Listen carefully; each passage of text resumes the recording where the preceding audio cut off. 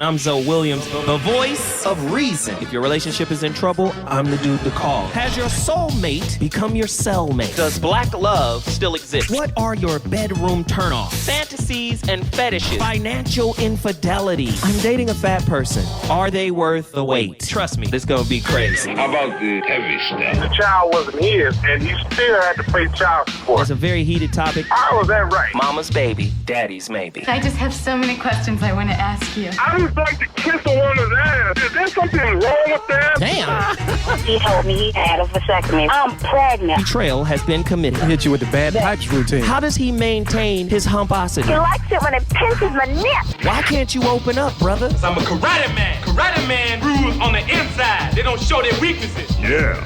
How do you write women so well? Zoe Williams, Reason and accountability. the voice of reason. I put together this show because it's based off of a woman's perspective. There's a lot of misnomers and untruths circulating around about what women think. Right? So I designed a show where women get to come together and be like, hell nah, my nigga, that's some bullshit. These niggas got us fucked up. Right? That's what this show is about. Y'all get an opportunity to set the record straight, but I tell you what.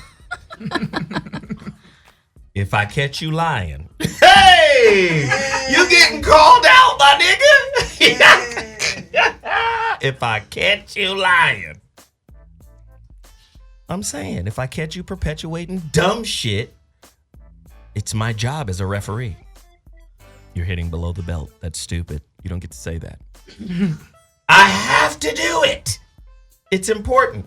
So what we do here is we have all of these amazing topics, and the women get to share. I mean, they get to go in on everything. So as is commonplace, before I give you the topic, I got to promote Black-owned businesses. Now, I'm off camera right now because the studio is crowded. It doesn't matter if I'm on camera. See me as the Negro Charlie from Charlie's and Angels. You know what? From Charlie's Angels, right? I'm the Negro Charlie. Call me Chuck, my nigga. Chuck and Angels. You know what? Chuck's Angels. Oh, God. All right? You are crazy. So next to me is Angry Smurf. Everybody loves her. Fake love. Everybody hollering at her like, you know what? Every time I see Angry Smurf, I be wanting to holler. Cute, though. She rude, cute. Right. Around the way girl with an attitude.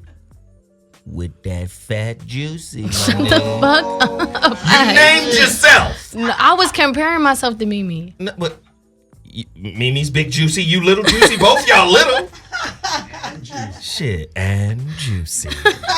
On the navel orange side of the game. So again, Oh my God. Angry Smurf is sitting next to me.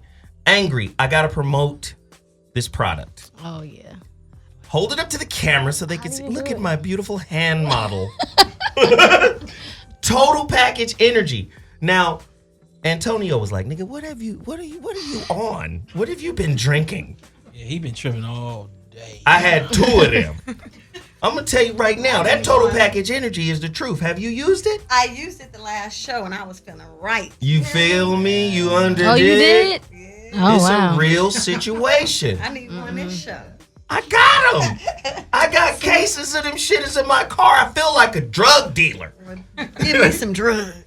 Nah, it is great. My children's mother went on a road trip, today. Her and her friends went to some weird little road trip. I don't give a fuck. I was just like, look, I'd hate for you to die driving on the road. Right. I don't want to deal with these 2 little motherfuckers without your shit. Oh, boy. I'm in an advisory role. I thought you had 6. I thought you had 6, though. You know I ain't got 6 kids, nigga. You better stop spreading rumors, nigga. This ain't good times, nigga. Name ain't James Evans. You know what? Anyway, all them kids struggling in the projects. Nigga, stop having babies. What the fuck? Okay. So, she went on that road trip. I was like, look, You gotta take this. Well, I don't need that. I'm healthy and I'm this and I use organics and herbals. And, nigga, take this total package energy. So she trusts me. She took it. And she took one for her friend. Got that phone call. Yo, this stuff really works. I'm going to tell you right now, man, like if you feeling a little, a little slow, a little sagged, I'm going to tell you right now, the Wi-Fi in this studio needs total package energy. The Wi-Fi be janky than a motherfucker up in here. It needs a total package energy for sure. Hey, whoever, somebody is just hitting me like crazy, man. Listen, total package energy. Get you some. Don't play yourself. Also, do you have my promo? Listen to this promo. This is where I will be November 17th through the 19th, Atlanta, Georgia. Listen to the promo. Hit us up. Last year, we made history with the beauty, the pageantry, the majesty, and we right back at ya. The second annual Black Power Awards, a celebration of Black excellence. Saturday, November 18th, hosted by rapper and activist David Banner and actress Ernestine Johnson. Honorees include Dr. Matulu Shakur, Dr. Rita Marley, and hip-hop legend himself, Rakim Allah. For tickets and information, go to blackpowerawards.com or call 404-439-1044. The second annual Black Power Awards, Saturday, November 18th at the Sheraton Atlanta, downtown.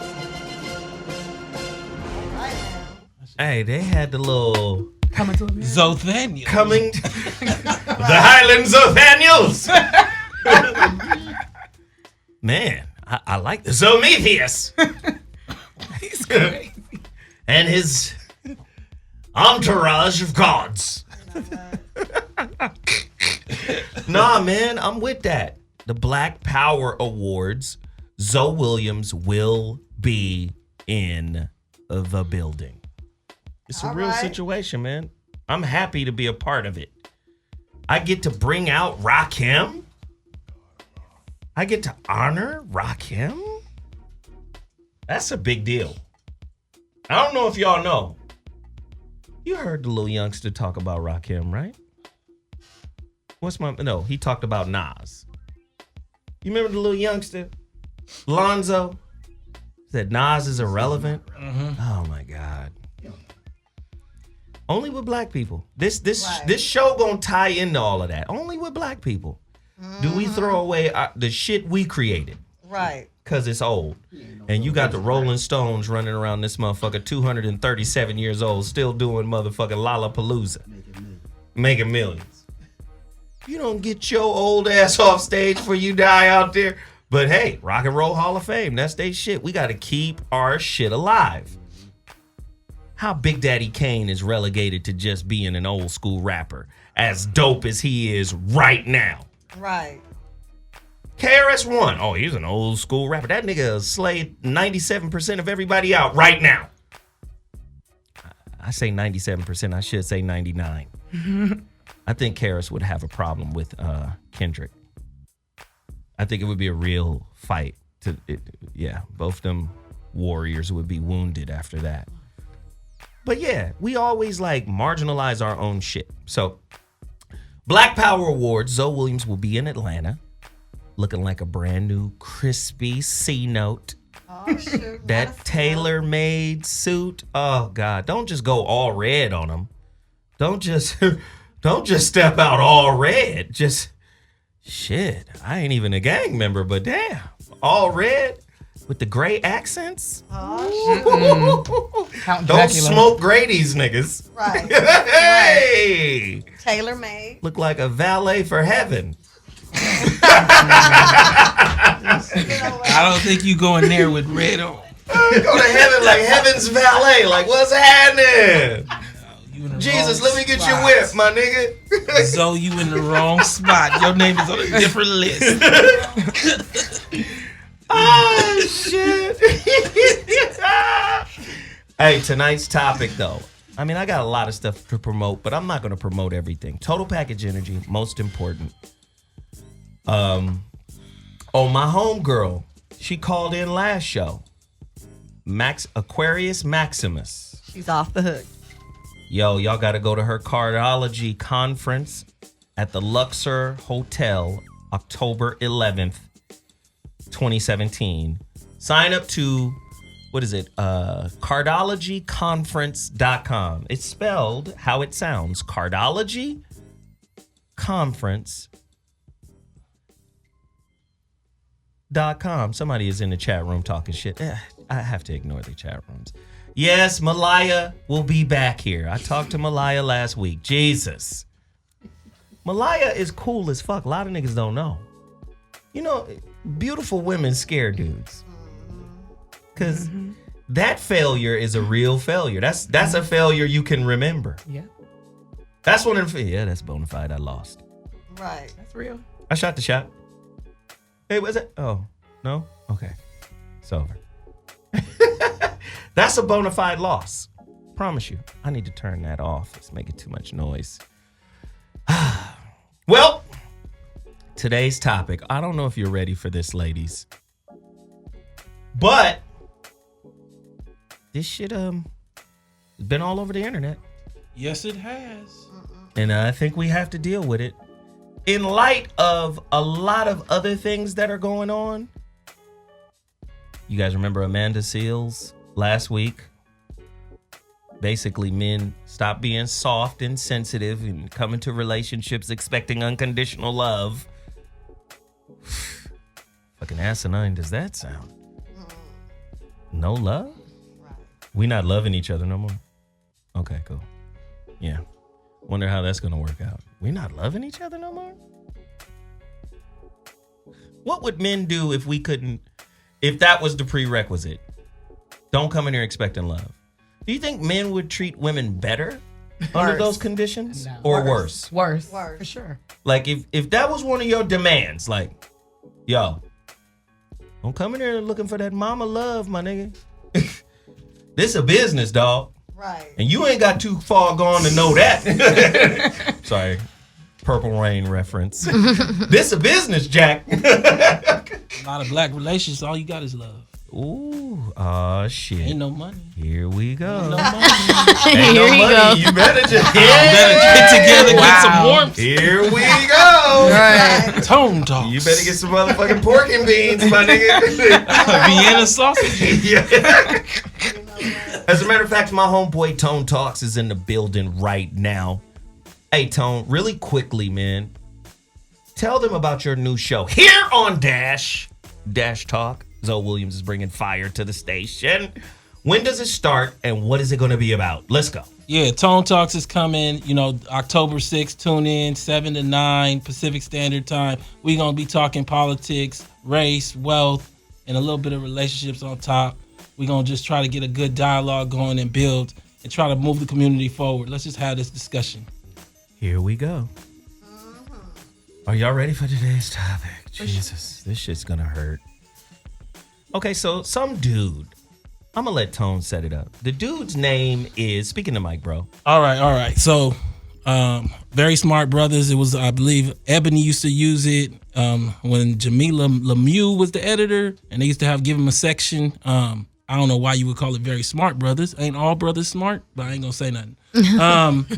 But he did an article 2 days ago that everybody in the Tone Talk circle really hit me on. I did a reply video, and it's just really been going like crazy. I love the support. And what his article kind of did was it set black men up as the privileged ones among the black race. And not just black men, but straight black men. Wait. Black male privilege. Yeah. I just want to be clear on that. Only one other person I've ever heard brought that up, and I think I kind of dealt with him, Charlemagne. But straight black men. Oh, when he spoke of black privilege, his book. Yeah, they all trying to come up with something special. And again, all I can say is ain't no privilege in being locked up at 700,000.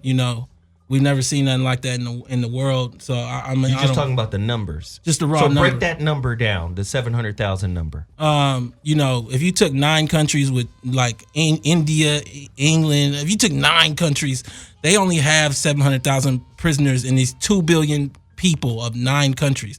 black men today, working age, there's like 12 million of us, and we have almost like 600 to 700,000 incarcerated. And what you understand is that you best see the lens of that through black women's incarceration numbers. In no way am I saying I want more black women to go to jail, but y'all basically don't go to jail. There's only about 65 to 70,000 black women incarcerated in this whole country. And the question we have to ask is, if you're going to write an article that says black men are the straight black men are the white people of black America, what would happen if we had 700,000 black women incarcerated and only 65,000 black men incarcerated? I think we'd be rioting in the street. Yeah, it'd be an outcry. Well, that's the setup for today's topic.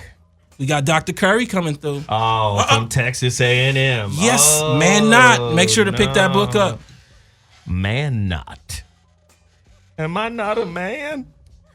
Are black men the black woman's biggest threat to her overall well-being? Fuck. A deeper look into the demented idea that straight black men are the white men of the black community. Who came up with... Listen, you're the lawyer, Tone. Yes, bad English. Okay? You're the lawyer. I'm the conspiracy theorist. All right? The shit can come to me. All the heat for... Because I believe some of these motherfuckers get paid to do this shit. Follow the money. Who pays him? What is the agenda behind why someone would write something like that? What is he trying to do? Is he trying to start a war? I got a different kind of theory. I think we got a lot of friendship dudes who get like close to women through friendship and don't really be honest about their intentions, and that that kind of creates their whole personality of just being liked. So when you're just saying stuff to be liked, you end up saying stuff that might not be accurate. One of the things Dr. Curry, who's going to call in a few minutes, laid out on the Yvette Carnell Breaking Brown show, is that we got a lot of English majors making a lot of statements about wealth and data, but you majored in English at Carnegie University or somewhere. And the reality is, we need people who are hard What does data. that mean? What'd you say? I know exactly what he's saying. He's saying, who are you to even speak on this? Yeah, you don't have expert. Like when I talk wealth, I'm talking from Sandy Darity, who's one of the leading intergenerational economists. He's from Duke. When I talk wealth, I'm talking from Byron Allen, who's probably the most powerful black man in Hollywood. I'm not just talking from Antonio. And also understand that me, myself, I went to UCLA and I'm Emmy nominated from a documentary I did. So even when I talk dope, I'm talking from Freeway Rick. So what you get is people who really just aren't talking from any kind of expertise. And you saw that in this article. And one of the problems is that the article doesn't even support itself. So in the first paragraph, you have all these statements about all the hard things that black people go through. Now understand, when a black man is unemployed, so is a black woman, because we live together. So the article starts off by saying the black man in every social context, in every measurable social context of meaning, with meaning, is at the bottom. Yeah. Of every measurable social stat, he's at the bottom. Yeah. Then the article goes on to blame him. Well, it actually goes on to actually look at us as threats, as, it makes cultural assertions about black men that aren't normal. One thing that I will say to the audience is I was a prosecutor for about a year and a half. What I'll say to you is the idea that black men and black women have straight abuse is so overused that people don't understand it's really bidirectional. It's much more. You got to explain straight abuse. Yeah, straight abuse is like, I come home, you didn't cook the meatloaf, I beat you on the floor. Bidirectional is, I come home, we get in an argument, you hit me with something, I hit you with something back. Right. And most of our physical altercations are bidirectional, and I'll let Dr. Curry actually really, really break that down. But even more so, what Dr. Curry will talk about is the major, if you looked at the violence in the home, it's actually child abuse, mother to child. And it's not saying it's extremely large, but that far outweighs black men actually harming black women. And you have to also understand, we don't live together like that. So when I say that, I mean most of our children are being raised in single parent households. What that reflects is, unlike white people who actually have an 80-75% marriage rate, we're at I think it's 30-40%, and we don't live together at those kind of rates, as everybody says. So it's a single man, single woman. So that's crazy. Ladies, do you guys see black men as a threat to you in some way? Mimi. Well, Okay. Mimi got a real story though. When I initially see a black man, no, I don't look at him as a threat because he's my black brother or whatever he is to me that I see. But obviously, if provoked or if he's on one or on a drug or he's feeling like he need to do what he need to do, he trying to bang or he on some different stuff, then obviously I'm watching him. But shoot, I'm going to watch anybody trying to do any of that. Asian, black, white, purple, you looking crazy, I'm checking you out. I got to make sure I got my back here. Right. But I don't look at black people as a threat. I'm a black woman, so I don't really want to look at my black brothers like that. Now, let me be honest. I was in a relationship with a black man that was a threat, though. You know, he beat me, he shot at me, he put me in garages. He blew up your grandmama's car. Yeah, blew up my grandmother's car, pulled a gun on my dad and said, take me to where that beat is. And so I had my family actually scared to have me around because I put other people in jeopardy. So I know what that looks like to be on the side of the fence when you're like the rabbit and he got the gun. You know what I mean? So let's make some clarifications here. Okay. Mimi suffered at the hands of what is called an intimate terrorist. Yes. IT. Domestic violence is broken down into categories. A lot of people don't know that. Because of OJ, everybody is seen as someone like Mimi. Right. Oh, you experienced intimate terror. No, not everybody experiences that. You have IPV, intimate partner violence. You have CCV, common couple violence. And then you have the worst, IT, intimate terrorism. Yeah. An intimate terrorist is somebody that cuts you off financially from your people, that cuts you off from being able to communicate with your people, controls your every, where you go, what you do. That's an intimate terror, and under the guise of force. Yes. So I'm going to use force to cut you off from everything and control you. That's an intimate terrorist. Right? Yes. A lot of people ain't going through that. And what people don't understand is IPV. You can go over to UCLA. There's a professor there named Benjamin Carney, wrote a book called Intimate Relationships. You should get it. Him and Thomas Bradbury. They're relationship scientists. Says violence in relationship is ubiquitous from childhood all the way to the elderly. And violence isn't, this is their work, violence isn't the number one factor for what tears relationships apart. He said most newlyweds experience violence before they get married, and 50% of those go on to have great marriages. Right. But because we're being fed a particular type of narrative about violence, we assume everybody is an experiencer of intimate terrorism. Yeah. And they're not everybody ain't getting chained to the bathroom. No. And I think that what I add in is like so many of us are trying to live through TV and media that we're creating narratives that we never went through, and really probably nobody really closely went through. It's like a story from a story. And so I think that what we have to be honest about is who is perpetuating the image of the black male monster at this point. Ooh. Is it just white media, or is it white media using what time? One thing that Dr. Curry is going to point out is like there's only 9% of African American women that are educated, but that 9% is framing the discussion for the race right now because media channels pretty much hire them as editors and everything else. But the reality is they don't always understand the story of the other 90% of African American women, let alone the whole race, because you was in school and you missed a lot of life, and you need to sit back and stop saying you done went through this. And I'm not saying you can't go through that while you're in school. I'm not saying that. But I'm saying like what you have is a group of people that are detached from a reality of physical abuse, sometimes reframing bidirectional interactions as though it's just somebody that walked in and beat on them. And it's just, and it makes us into monsters. Wow. Crazy. Marcia? Hello, darling. Yes. Hello. She was brought here by another. Oh, you're not going to claim me now? I cannot. You're going to be brand new? You must prove yourself before you are claimed. Oh, man. So you're listening to this conversation and you see how it's framed. What if the incarceration numbers were flipped? There's 700,000 brothers in jail. A lot of it for petty bullshit.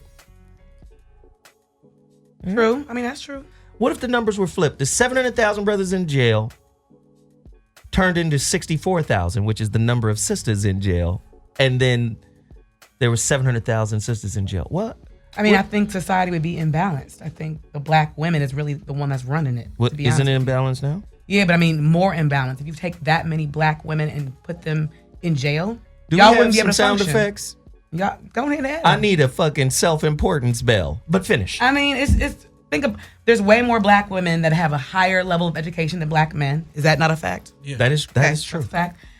We are moving up the ladder much faster at a faster rate.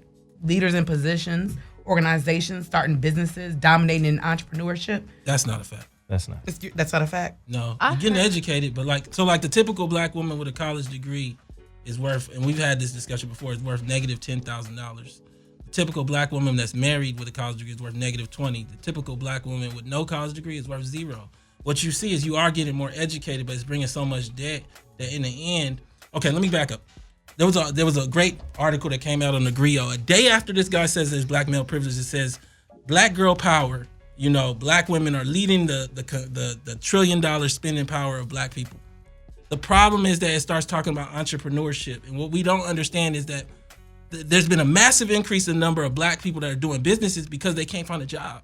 95% of our black businesses are just one person. It's just you selling some hair. Or just you, selling some Herbalife. And what it does is it masks the numbers of unemployed. Network marketing is what you're talking about? Yeah, and so what I say to you is that there was a time that we moved up the ladders. It's just not today. Like, I think that when affirmative action was in place, you saw a lot of black women get educated and government forcing jobs, forcing access so that white America allowed us to move up the ladder. You know who is? White women are moving up the ladder. First is white men, of course, but white women. Well, I think everybody has a different point of reference. I'm in a sorority, African American sorority, Alpha Kappa Alpha Sorority Incorporated. And start gangbanging, and there go your homeboy. He's an Omega over here. But the majority of my point of reference is different. The majority of the women that I know are very well educated, lawyers, accountants, have CPAs, businesses, real estate agents. They're living in Calabasas, Stevenson Ranch. They're doing very well. So really? But I'm just saying, my circle is not the demographics you speak of that are struggling. Most of my circle are employed. They're making 6 figures. They have homes. They have investments. They're not this kind of marginalized demographic that you're speaking of. And that's what I'm saying. Like, when we come to the reality of, and we've had other shows I write on wealth. Just to frame it again, the middle family worth $1,700 without the family car, black in America. This is just a national narrative. In LA, middle family's worth $200 liquid, just to frame that. But what you see is that you end up in this space where a group of people who are offset from that reality are speaking for the entirety of the race, bringing up narratives that don't reflect blackness in America. So then white America then looks at you and says, black people are all right. Black males, and I'm not saying you're saying this, but they're doing okay. You're doing okay. Black males are monsters because you say so. And I'm saying, like, in many ways, that narrative is really, I don't know how old those people are you're bringing up, but if you look, I bet you they're tearing towards above 40. I bet you that because they came in during affirmative action. This is a different narrative for black people that are under the age of 40. We're being shut out because it's ageism as well that's going on. I think Dr. Curry's going to call in a second. Well, he's here. Okay, let's get him on the line. Okay. Can I set him up? Yes, you're ready, boy. You're ready. Yeah. So this is Dr. Curry. He teaches professor at Texas A&M, one of the leading people in this whole area. I think he'll break down the data even better than me in this area. And he wrote a book called Man Not, about the struggles of African Americans. I really want him to come in so that he can lay out the landscape on why this article is so problematic and what we can do as a people to move forward. Brother Curry, are you there? I am. Dr. Curry, did you hear your setup? Your good friend set you up very nicely. I'm Zoe Williams. This is my show, but I wanted to make sure Antonio brought you in properly. I don't know if you were able to hear part of what we were talking about. I did. Your discussion, Damien Young's piece. Exactly. And we have a bunch of sisters in here because we want to get their perspective as well. Do they share some of his beliefs, some of his concepts? And we want to talk about some real data that really puts things into better focus. Excellent. Tony? Yeah. Can you bring us into some of the realities of why Mr. Young's piece is so problematic and what you see as where we need to go as we read this? Absolutely. I think Mr. Young is indicative of a kind of tone. Black male study scholars call this anti-black misandry, where we see various writings articulated through the lens of defects, negation, and lack of black men, where they often suffer from hyperpersonality traits, be it hypersexuality, hypermasculinity, etc. So what I think Mr. Young's piece does is it overdetermines heterosexual black men as super predators, as abusers, as rapists. He takes all the negative things that black men have been called since the 90s and packages it under an intersectional discourse as if the idea of black male privilege is synonymous with the perpetration of black male violence against women and other groups within their race. The other thing that I wanted you to kind of touch on, because I know your time is limited, but I wanted you to kind of touch on the idea that black abuse is normal, and how you see what is going on in black homes, the bidirectional nature of like black abuse. Just give us the layout of the land based on the data. Sure, I'll be happy to. The thing that we have to understand is that the idea of unidirectional abuse, and this is the idea that we have of men abusing women in intimate partner violence or intimate partner homicide, never really worked out that way when you look at the black community. Ellen Pence and Michael Pyamar came up with this theory in the early 1980s. In 1999, Ellen Pence, that was 5 years before her death, actually retracted the idea that patriarchy is the cause for domestic violence. And I'll say that again. Ellen Pence, who was the originator of the idea, which we call the Duluth model, that patriarchy is a cause of domestic violence, retracted that theory. She said that we based those observations back in the 80s on our ideology and not on clinical studies. In fact, she goes so far as to say that in order to come up with the idea that women were nonviolent, they overlooked same-sex violence, they overlooked child abuse, and they overlooked female-perpetrated violence against men. So she herself admits that the clinical data supporting that view is simply not there. That's a huge problem when we talk about these discussions amongst the black community, because many of the black feminists and intersectionality theorists have imported the Duluth model or Ellen Pence's model into how we explain domestic violence and intimate partner homicide in our own realities. So when we look at the actual data, we see all the way from 1976 when they first started compiling data on intimate partner violence. They commissioned Strauss to actually do one of the first studies, that there was already bidirectionality in the black community. And what I mean by that is that there's cyclical violence. Men could be perpetrators of violence against women where they're victims, or women could be perpetrators of violence against men, and these roles are dynamic, meaning they're not static. At some points, because black people are actually fighting in their homes, sometimes they're perpetrators, sometimes they're victims. This is a cyclical problem of violence that is reflective of the overall levels of violence that we see in communities. Because of that, from 1976 to 1992, black men were actually the largest victims of spousal homicide in the United States. So that means that when you calculate intimate partner homicide and actually look at FBI data, there's this quandary that social scientists are trying to figure out in terms of why black women are killing their spouses at such a high rate. And the rate in a few years is equal to that of white women. So when we have the narrative of intimate partner homicide of black people, we simply insert black women, but for almost 2 decades, that wasn't the case. From the 1990s, that trend reversed. Right now, we look at situations where black women are roughly 2/3 of the victims of domestic violence, and black men are roughly 1/3. And that varies between 33% to 40%. But the overall numbers of domestic violence have decreased. So that means that while in the 1970s or 80s you may have 800 black men killed, 600 black women killed, in today's realities we're dealing with much lower numbers where you're looking maybe 100, 110 black men killed, 191 or 200 black women killed. So the overall violence that we have in our communities and households has decreased from the previous decades. What feminist theory and intersectionality theory still continues to do is ignore the empirical evidence on this. So, for example, when you look at the CDC reports in 2011 or even the most recent CDC report that came out a few months ago, you can see that the numbers of black people that actually suffer intimate partner violence, not homicide, but violence, are practically equal. In terms of lifetime prevalence, black women suffer 6.6 million. Black men suffer 5.1 million. But if you look at 12-month prevalence, black men are around 1.4 million and black women are 1.3 million. So this confirms previous decades of data which observed that black men and women have cycles of violence where the gender does not predetermine the perpetrator.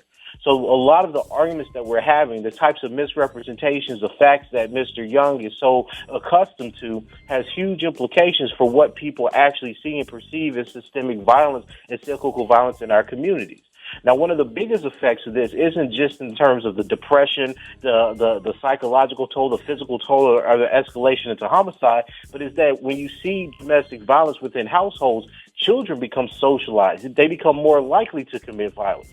So what we end up doing is we have these arguments based on old theory, and then we have inaccurate social science, and we completely miss the big picture, which is that any violence in black communities, especially in households, are producing more generations of violence. So to say that this is a straight black male problem completely overlooks the fact that in interracial relationships and same-sex relationships, the rates of intimate partner violence are practically the same. So we have a huge problem in conceptualizing who's the perpetrator, and what I fear keeps happening because we just look at people with degrees in English and who's not familiar with the actual data is that we scapegoat straight black men because, as we know, historically they've been the boogeyman. All right, Dr. Curry, let me jump in here. You can't kill him like that. You can't just go on a run. That was an Earl Campbell run. Oh my God! That was like the Lakers 0-1 to what? 01 to 04 right there. 2000 to 2004. That was a run. But you know what's interesting is I look at what you've written and what you just said, and I think about these two sisters that are in the room. I look at I have two sisters between me. I'm in the middle and the third on the end. Well, right now I'm just talking about two stories that we just heard, and you had Mimi, who had a very personal story of violence, and then you had I don't know Marcia, who was talking about having a circle of AKAs and being amongst that group. One of the questions I have for you is how often are we running into an issue where this smaller group of educated African American women and that isn't personally about you. This is about are trafficking on knowing one Mimi, and because Mimi was talking about a personal reality of being shot at and things like Mimi? That. Like, is that an issue we see in our community, or? And I just want you to flesh that out a bit. No, look, I haven't heard Mimi's story, but assuming that it's accurate, I think that that's just one case study of the larger problems in our communities. And I think that a lot of the women in the academy generally, even when they do work on domestic violence... What is the academy? Flesh that out. ...as a survivor. What is the academy? When you look at universities, when you look at graduate students, when you look at professors, the idea is to take up the issue of intimate partner violence and domestic abuse from the perspective of the survivor. And I'll be quite honest with you. I've gotten several emails in the last 2 days from sisters who are having trouble telling different kinds of stories about gender patriarchy and domestic abuse. Because when you look at the literature, it's overwhelmingly focused on bidirectionality. That's like the cutting edge debates that's happening in conflict literature, in child abuse studies and domestic violence studies. But a lot of their advisors that, these women are telling me about simply don't want to let them write about bidirectionality because they say that they're not going to get through their programs. And they've emailed me and expressed this kind of frustration. So I think that there is this kind of obstacle. There's this kind of dogma that still insists, contrary to the evidence, that this has to be from the survivor perspective. And when I say survivor perspective, overwhelmingly we're talking about the recognition of women's stories and women's experience. The difference, however, is that insisting on bidirectionality bidirectionality or looking at an ecological foundation of intimate partner violence and homicide doesn't deny the experiences of black women, but it looks at the ways that it's more complicated. So if you say that a man has abused or tried to kill or killed a woman, right, it doesn't say that the perpetration starts there. It says what was his previous trauma? What was the impetus behind that? The reason that we take the survival model now is because it's easy to overlook previous trauma, whether or not he's an alcoholic, whether or not he's on drugs, whether or not he's employed, and you say that it's masculinity. But then when you flip the side, because this is the work that I do, where I'm trying to accumulate stories from the side of male survivors of victims, they tell vastly different stories. Stories of sexual trauma, stories of sexual abuse, stories of being beaten and harassed and attempted murder because they're unemployed and can't provide. You know, especially you deal with this with brothers who are from reentry programs. When they come from prison, they're having trouble finding work, but they're abused by a spouse and they can't get it reported because they're on probation. So there's a lot of different complexities within the relationships of violence in our community. And I think what feminists often do is they traffic in the one experience. And I'm not saying that the one experience is invalid, but the one experience is not generalizable because you have different issues. These are largely class problems. Every domestic violence theorist that's written in the last 15 years that deal with black people have talked about neighborhoods, neighborhood segregation, racism, and economics. This is not a literature that's saturated with the idea that men are committing violence because the numbers just don't bear that out. And I think that because feminism has evolved in such a way that it's captured the experiences of women and women victims to men, that it simply can't open itself up to deal with the reality of bidirectionality or even in the cases of rape, which is something else that I deal with. So Tom, so we have some guests in here, young women of different sorts. I think one wants to ask you a question. I'll let her set herself up. Hello, Dr. Curry. How are you? How you doing, ma'am? I'm good, thank you. So from my vantage point, and I definitely am not going to play on the stereotype, but it does appear that aggression is taught in households, black households, at a young age. Oftentimes, I hear comedians, pastors, people joke about, experience. Talk about their experiences. Like if your child talks back to you, punch them in the mouth, punch them in the neck, hit them in the chest. Yeah, I don't like that, and I think that that's where those views come from not just our race, but other races. We perpetuate violence to me on a very regular basis, like it's normal, and to me, it's not funny. I don't have children, but I don't believe in physical discipline. I don't believe in spanking because there's a lot of men in prison who I am sure got a lot of discipline, and that did not prevent them from committing the crimes that landed them in jail or in prison. I think we don't have enough verbal conversations that explain what the corrective action or behavior is. So I would like you to address that in the households. Like, I feel like with us, there's a lot of physical discipline. Like growing up, I didn't go to white households and hear their fathers yell and really see spankings and discipline. But in the black friends of mine, I felt scared half the time because the dad was always yelling if there was a dad present, or the mom was always yelling. I just don't think that's normal. And I think that that's where that negative viewpoint comes from in our community. Well, look, I can't disagree with you. I mean, there's a lot of qualitative studies that have shown that actually lower class and working class mothers, black mothers, view the ability to discipline children as part of their mother right. So when they interview, first generation or working class women, racialized women, corporal punishment becomes part of the culture. This is often the same thing that you find with black men because given the disproportionate rates of female-led households, they've been socialized to accept corporal punishment as a legitimate means of disciplining children. I think what happens, and you can see this with the Adrian Peterson case, is that there's still this kind of stereotype in our communities that men are the dominant disciplinarians of children. And all the data, again, is very torn on this. It suggests that women, predominantly mothers, are the ones who discipline children.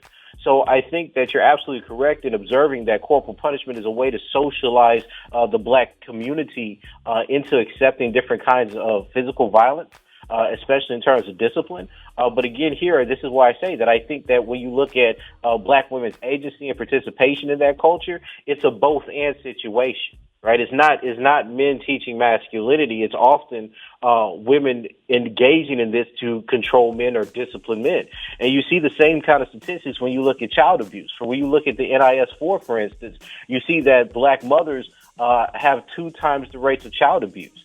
So when you look at physical discipline as well as neglect, These are environments that are not looking at conflict resolution. These are not the optimal environments that black people or black communities find themselves in. So you're right that there is going to be a disproportionate amount of physical abuse as well as corporal punishment to enforce changes in behavior.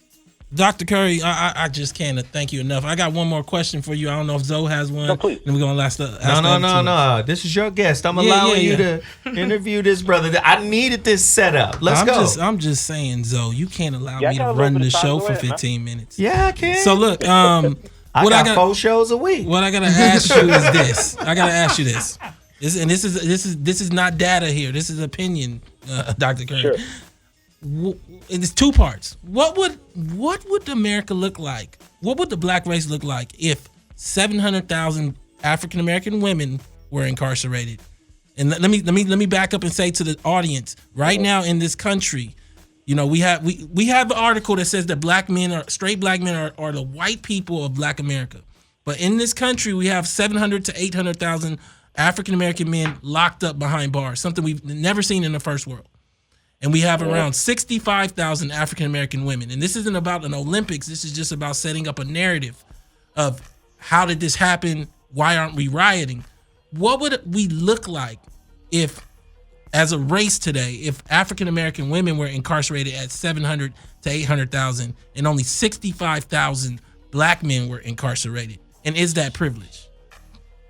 Well, you see, I mean, this is dealing with the hypothetical, but I think 2 things would happen. I think that the academic class that now claims that black men are privileged despite that would argue that it's an ongoing genocide against black women.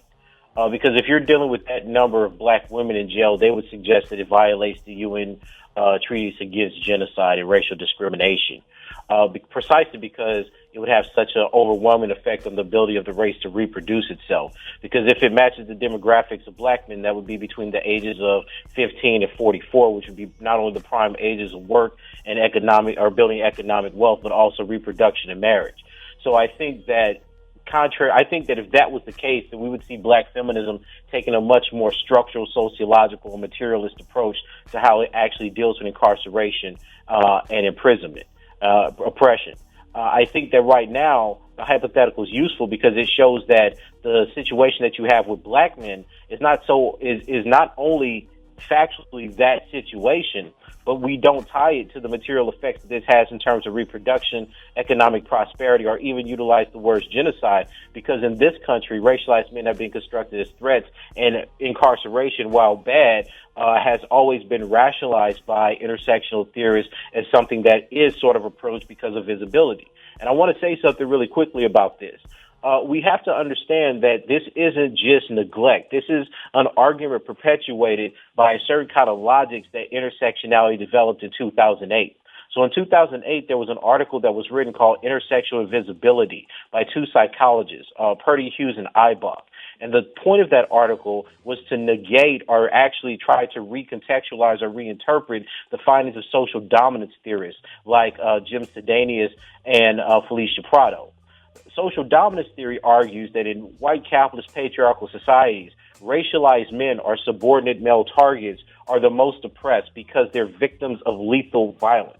So social dominance theorists argue that while patriarchy tries to control through paternalism the bodies and lives of women in their societies, they actually try to exterminate racialized men, because racialized men are a threat to the racial endogamy, the ability of the race to reproduce. So in 2008, when they came up with intersectional visibility, they said we can't deny the facts. The facts are that racialized men, especially black men, are incarcerated more and killed more in patriarchal societies. So we have to reinterpret that. And the way they decided to reinterpret it was to say that racialized men actually were being killed and incarcerated because they had male privilege.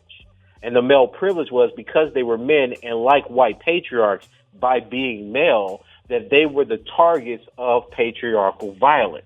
So this became an argument about recognition. So the non-recognized group, which would be the subordinate females like black women or lesbian women, were not targeted for violence because they weren't seen as important to patriarchs or a threat to patriarchy as racialized males. That is the exact same kind of logic that's been introduced in these debates, except that people like Mr. Young are not going to articulate it based on the literature that's been written.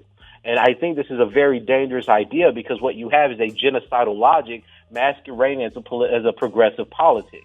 Said differently, that means that no matter how many black men are killed or incarcerated in this society, no matter of violence or death of that group will ever make them seem oppressed under this intersectional logic. The only groups who are fit or deemed markers of oppression are going to be non-prototypical or subordinate women. So this is not an issue of the facts. This is an issue of how certain groups of intersectional thinkers are interpreting facts. They have found a way to ignore the brute realities of death and material oppression for arguments about recognition. And we see this in the Say Her Name movement. We see this in Black Lives Matter, where you can have 300 black men killed, 9 to 10 or 12 black women killed, and they're saying that it's an issue of erasure. So any focus on the immense disadvantage that black men suffer becomes an articulation of privilege under this intersectional view. And that's why it's so dangerous. Dr. Curry, we're gonna wrap up, but I just wanted one last thing from you. If you can keep it a little short. Sir. What's the problem with, and you said this on Yvette's show, that English majors are writing articles about economics, and it doesn't make sense. And I just want you to real briefly tell us, because Mr. Young, we found out that he was an English major, and you didn't even know that. And you said basically, I did. You know, these liberal arts English majors are writing these articles that are making assessments with no idea about the data or how to discern it. I want you just to give your little brief idea on that. Well, look, this is the reality. The reality is that the black intellectual class has made its bed, so to speak, on identity politics. So the way that we look, and you see this across the board. You see this with Senator Baldwin. You see this with Mr. Young. You see this with various blogs. The way that people convince people that black men are bad and patriarchy is bad is not based on actual inequality. It's based on imagination. It's based on creative writing. So even the articulations we find in Bell Hooks' early works that talk about black men chasing patriarchy isn't based on any proof. It's based on their interpretation and creative renderings of history. So what the black community is being given is a kind of propaganda that is devoid of historical evidence, which is devoid of social science data, which is devoid of theoretical rigor, but is based on the representation of black men trying to be like their oppressor. And that is not a very new argument. That's a very old argument. That's an argument that people like Susan B. Anthony and Elizabeth Cady Stanton used to dissuade white people from giving black men the right to vote, which suggested that black men had learned from their oppressors the brutish ways of white men and would only abuse women if they got any political power. So what we see with these people with degrees in English who want to exclude data and allied facts is that they can tell a narrative, they can write propaganda, and then morally condemn anyone who disagrees with them, because it's not about the truth of the matter. It's about the popular salience this has amongst their audience. And that's a very dangerous place to be in. We're talking about the life and death scenario that black men live, that black men and boys live and suffer through in America. All right, Dr. Curry, you can't leave them like that. That's enough. Yes, sir. The girls had enough. Yes, you just pick them up. You just left us all with way too much data, but you killed it today. You know, but if I could just say one more thing, this is the problem with a lot of these debates is that they don't want to engage the reality of the black community, because all these arguments are coming from white theorists and basically being put in blackface and sold to the black community as a black product. These arguments are not the production of black social scientists or black theorists about black people. These are white people's views of black people articulated by black folks. All right. You know, we're going to get Yvette Carnell in here pretty soon, but I'm going to let Zoe come in here. Hey, let me just say, Dr. Curry, we appreciate your time, your information. And this was a nice little test run for Tone Talks as it debuts on Dash Radio. October 6th. Hey, man, I appreciate you. I hope you can become a guest again at some point. Thank you for your time, brother. All right. Man, I killed 2 birds with 1 stone. Wow. I'm about to turn it over to y'all, because I know a lot of you guys, not just in this room, but women in general, haven't been exposed to that data, the information that brother just shared, right? True. A lot of times in our community, the opinions, the assumptions, all that shit is like wildfire. It's like kindling, you know, and it just takes off. But nobody has the empirical data typically to back up their conversation. True. Just a conversation off rip. Violence in the African American home is bidirectional. There are a lot of people who've never heard of the term bidirectional. Don't even know what bidirectional means. But the narrative that's being pushed out there is that the violence in African American homes are unidirectional, coming from the man to the woman. One way. It's a two-way street. Wait, let's explain that. If you come home and she hits you with a vase, and then you hit her back with a punch, that's bidirectional. Right. Well, let's break it down. Let's just break it down. And then we're going to throw it to the women because I really want their opinion. The number to dial is 323-230-4610. This is the voice of reason. You're listening to Dash Talk Radio. We have an amazing show. Is the black man the biggest threat to the black woman's well-being? The reason why we pose it that way, position it, frame it that way, is because this dude wrote an article that was wild with its assumptions. The black man, this is what the name of the article. The black man is the white man of the black community. Like, what? What? Huh? Okay, cool. So, I loved what happened on Yvette Carnell's show. She's calling in a second. I know. I love what happened on her show because what was brought out was that there are a lot of sisters who believe this narrative. And I just think we got to deal with it. I just think we got to deal with it. And like I said, I killed two birds with one stone. He framed the show perfectly by coming on and talking about this data, this information. And then I was able to give you guys an opportunity to hear what the Tone Talk show is going to sound like. This is going to be crazy, man.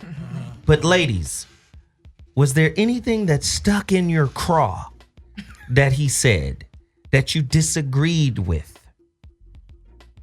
I'm going to start with Angry Smurf. Then I'm going to go with Marcia, and then I'm going to end with my girl, Mimi. No, not really for me. Nothing I can say that was like, oh, no, he can't be right. I don't think so. Right. Especially when bringing up those numbers, I felt like I liked how he broke it down because I think it makes a lot more sense. It's easy to just say, you know, the women are more victims when it comes to domestic violence. But I think that there's always like, you know, cause and effect. It's not just like a one-sided type of thing. So when he said, I was surprised when he said that the numbers are decreasing. I thought that was interesting because I didn't know that. I didn't realize that aspect of it. But I definitely think he basically kind of made it seem like it was like, it's not far off as far as like the women are more of a victim, but it's not as, men aren't too far behind. It's not like a drastic difference. So right. I didn't know that, so. This is what, Marcia? I have a couple of comments. One is I did appreciate your breakdown of the bi-directional and unidirectional, but from my vantage point, I don't care if it's bi, uni, quad, triple, tri, all the violence is wrong. Like, right. And I think that in my personal experience and people's, you know, living vicariously through others, I do think aggression is more common with black men. So it's not necessarily a general statement of being intimidated or inferior or a threat. But I've went out with white guys and never once had any of them raise their voice or tell me to do something. And I have been out with black guys who will speak to me in a manner that I don't like. And I feel like as black women, you have to nip that in the bud. So the moment somebody raises their voice, even profanity. So black men raise their voice more than white men. No, I didn't say that. No, listen. What I said is my experience. I'm very clear. Yes. You can't challenge my experience. No, but I'm asking you. In my experience, black men have been more known, in my experience in dating, to curse, to yell, and to kind of communicate in like a checking manner. Like you just checked him? Cool. Yeah. All right. Yeah, I'm not done. Okay. Uh-oh, check me too. Let me get my check in. I'm not done. So no, I'm not saying globally or in the country, Could it the be world. You? A little bit. Could it be? If I'm not a little bit. Could it be? If I'm not saying to a guy, wear this, do that, don't touch that, then no, it's not me because I don't talk like that. I don't tell you what to do. It's on camera. No, I'm telling you that you think I'm like aggressive. I'm aggressive. Your Yeah, hands just are a little bit. I'm aggressive. I feel like if Dr. But I'm Curry saying were to my look at aggression. this as a Listen, little threat. Antonio, we have security here. Do you want me to call him? Me being oh my gosh, me being an aggressive type A woman does not warrant you using profanity. I didn't curse, right? I'm saying it's just real. It's real. You're very demonstrative. Oh my gosh. Yeah. I'm passionate. Yeah, but then you don't take ownership of that passion. I'm passionate, but what I'm saying, what happens? This is what happens though. So your personal experience comes from your personality as well. But the way that you set it up as though that black man would do that with Mimi, and maybe that won't happen with Mimi. You got to see him with Mimi. I'm saying I disagree. I've never cursed at a guy like in conversation. Like I don't use profanity like a lot of people do. I didn't grow up in a household. To me, that's still wrong as an adult. So even if I'm aggressive, I'm not saying anything. I'm not cursing at you. You're justifying your aggression? Okay, cool. No, I'm saying if you responded to me and started cursing me out, me being an aggressive type A woman doesn't warrant that type of reaction. To you. No, that's wrong. That's disrespectful. No, I understand. So you don't think that's disrespectful? You think you think you should be able to curse at no, women? No, I'm just saying that if she's aggressive, you should curse her out. I'm just saying that the ownership, because this is all, like he said, this is on camera. If you will go back and watch it, I know the ownership of being very like argumentative, and then this is the bidirectional nature of it. Being argumentative, setting it up to have a very, very conflicted encounter, and then when the conflict happens, saying, "Well, black men are more conflict." Okay, so let me just do this really quickly. I'm gonna throw it to Mimi real quick. I get what you're saying. Because we want to get. I know I hear what she's saying, but you. I want to be able to get Yvette in here too. But let me get Mimi's final statement, and then I'm gonna wrap this up and get to Yvette. Mimi, did you agree or disagree with anything that he had to say? I agree with a lot of things he said. Obviously, he had data that I don't have, and obviously I haven't done reports and did those types of things, so I can definitely appreciate that. When he says that violence comes from the household, I agree with that. I think that, first of all, we're systematic. First of all, this is from beyond, this is like from the 1800s abuse. I mean, it used to be okay to beat your woman. Let's just be real. When the police used to come, right? They say, oh, it's domestic violence. Oh, that's between you guys, and you guys settle that dispute. Back in the day. Back in the day. The only time that changed is when OJ did that to Nicole Brown Simpson. I was a victim prior to that, so I know what that looks like. That looks like they come out, they see everything's supposedly cool. I mean, I even called 911. They called me back. They said, everything all right? He said, no, everything cool. Hung up. They never came. But I was getting my nose broken at the time, beaten with a belt, blood's all over the room. But this person has a problem. And what I mean by that is that's not all black men. It is a certain situation, because that man is still doing that to other women. He's done that even recently, right? Mm-hmm. But I haven't dated anyone else that did me that way. So I can't sit here and say, oh, that's my history with black men. I believe, if you give respect, you get respect. If you know you're dating a thug, then you know when you come cross certain lines, you might see that real shit. Right. You know what I'm trying to say? You got to know who you dating. You know what I mean? If your dude is whack and soft, then you can talk all that shit. He gonna let you, right? But if if your nigga putting in weight on them streets, right? He been out in them streets pushing his soldiers, his generals, and then you want to talk shit. He like, bitch, the soldiers don't talk to me like that. I'm not saying he should hit her. Not saying that. I'm just saying, understand who you're dealing with. Respect your mate. I think it should be an equal respect. Yeah. She should respect him, and he should respect her. I think my situation, obviously, no one's went through what I went through. You are a survivor of intimate terrorism. Absolutely. That is not IPV. Right. And people need to understand the difference between that. I don't understand why it matters what title, what subtitle. Let's just break it down. I'll break it down. Okay. Let me just break it down. IPV, CCV. Common couple violence, intimate partner violence. Those two types of violence, as sociologists and clinicians look at it, are types of violence that are prevalent in relationship regardless. Doesn't mean it's good, doesn't mean it's bad, it just happens. Mm-hmm. And those two types of violence, although they can still harm and kill you, are types of violence that could be dealt with through therapy. And the relationship can survive those. Okay. Intimate terrorism is some other shit. Okay, I get it. And just like the professor broke down, there are a lot of sisters in academia who ride the back of an experience like Mimi to make someone who went through intimate partner violence or common couple violence seem like it's intimate terrorism, and it's not, and it's not fair. There are a lot of they're not. And what's happened is it's not just the professors. It's our movies. They blend There's all a movie that. coming out right now. They blend all that together, and they make people say kind of what you just said, which is what's the difference?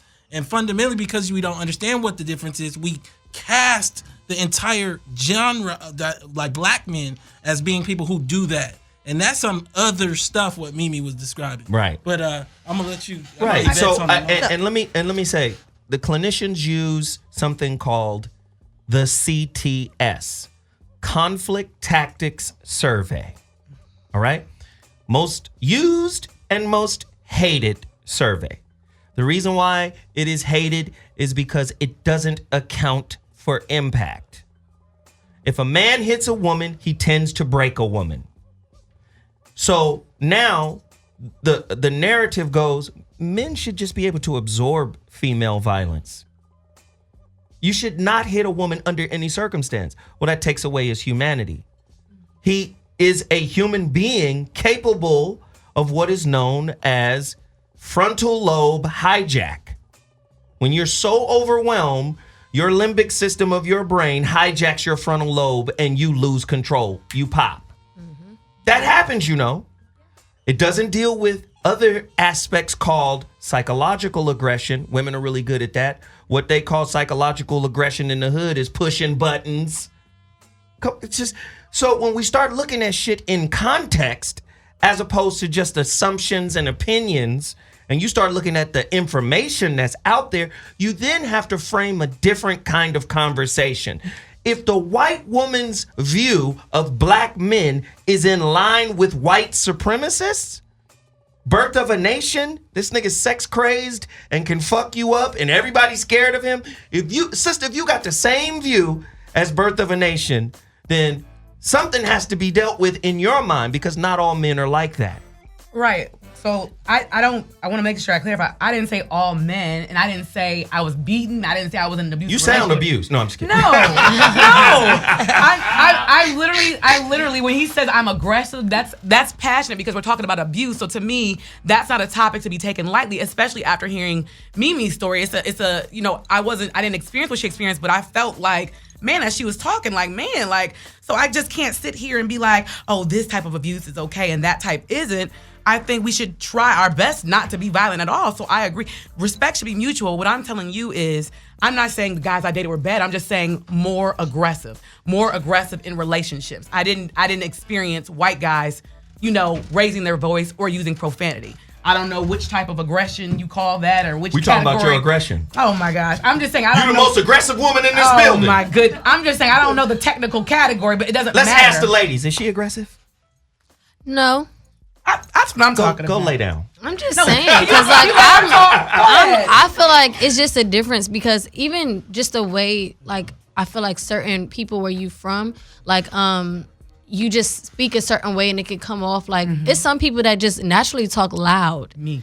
You know what I mean? And I've experienced people where, and I'm like, why they're yelling in my ear, but they don't realize it. So I'll talk to them calmly, and then they like realize it. They're like, oh yeah, and they talk like lower, and I'm like, yeah, you're yelling. Like, I'm right here, you ain't got to yell. But I know they don't mean it that way. It's just like a natural thing, and it just can sound like it can come off that way if you take it that way. All right. That's real. Thank you. We had a great little discussion there, but yeah, It's so rude. No, he asked me to set up. He asked me to bring in. Everybody in the chat room is saying that's aggression. Okay, but that doesn't mean cuss me out, does it? No, or hit me? No, it doesn't. It doesn't. Sure. It doesn't. That's all I wanted to know. I'm just saying. My only thing is to say that it can incite somebody in a way that you might not be looking at. Oh, okay. Well, I'm not ready for that. Keep your hands to yourself. So I can turn up. Don't let the dress and the church girl fool you. She said, I'm not ready for that. It'll be some problems up in here, so you don't want that. Continue. Oh, shit. I don't even know what she's talking about. Nonetheless, Yvette Carnell of Breaking Brown, we have on the line. This is one of my good friends. She actually interviewed Dr. Curry earlier this week. This is a positive discussion. I just want to keep the dialogue going. I want to let Yvette come in the line, and I always wanted to get her with Zoe. Do we have her? Yvette, are you here? I'm here. Hey, Yvette, let me tell you real quick before you get cracking. I watched that video with you and Dr. Curry. I watched it before this show. I watched the whole thing. Mm-hmm. And I listened to you. You be telling people, like, even though I'm putting on these types of shows that's revealing the data that people are missing, people still be hating on you. They still be coming for you. They come every time, though. Every time. Woo! Hey, so listen, who's to blame for the villainization of black men? And are women following the lead of those who are writing this narrative? Are black women following that lead? Well, first of all, Zoe, I want to thank you for having me on the show. I really appreciate it. This is what I'll say. I think black women are being complicit in a game that is being played to the detriment of them and their entire communities. Your sons, your brothers, your boyfriends, your husbands, your cousins, all of these people, because what you're being told is that they are the problem and it's not you. And, you know, Tommy Curry has a book, and one of the things he brings up in the book, The Man Not, that is very interesting is our inability to view black men as vulnerable. When they are the most vulnerable community, when you look at jail, when you look at outcomes, when you look at results, that's what you see. And you even saw that, listen, when R. Kelly, I was one of the first people to come out and say, R. Kelly, I'm not buying his stuff no more. I'm not doing it. Now he got girls at the house. I don't want to be bothered, right? Because you need to get your stuff together. But one of the things we never talk about is I was looking at the GQ article a little while ago where he says he was sexually abused by a female relative. We have this inability to see black men as being abused. And even as we have a record number still of black men behind bars, as I'm listening to this show, as we come in, I'm hearing a lot of conversation about black women being disrespected. How do we have a conversation about disrespect when we have enormous amounts of black men in cages? Like, what are the priorities? Like, I'm not saying that you can't have a conversation at all, but what is your priority? We have never prioritized the lives of black men in modern history. I'm not talking about going back to Ida B. Wells, and we talked about that. I'm talking about now. Yes, Yvette. One of the things that I was gonna ask you, and it's a trip. I'm gonna give you a nuanced kind of question, and we don't have data on this. But when we look at that 700,000, we got to start to ask the question: what portion of that is because they was doing stuff to get money for black women? Oh, because one of the hidden secrets of the hood is like. It's like when you sell that dope, like Freeway Rick, one of the things that he was telling me was like he had like 4 women and they had safes in the house. And they had safes in the house and he didn't go shopping. His mama went shopping, his girls went shopping, but he couldn't go out because he might get kidnapped. And so like what the big question is like, what does it mean if we find out that a good chunk of that 700,000 is because they're doing crimes to support mothers, sisters, and daughters? Like what is like how does that tie in? The beneficiaries. Yeah, and how does it tie? How does it absolutely ties in? You have this thing sometimes, right, where you have, and black women, we a lot of things, but we ain't stupid. And he's doing what he's doing. And then when all this stuff goes left, all of a sudden, I don't know why he did that. I don't know what's wrong with him. He got these babies at home. You were eating that food. You knew where the money come from. So are you all in or are you not? This is the question that we're going to have to ask ourselves as black women. Are we all in or are we kind of half in? And we saw this even in reality TV. You saw this with the Real Housewives of Atlanta.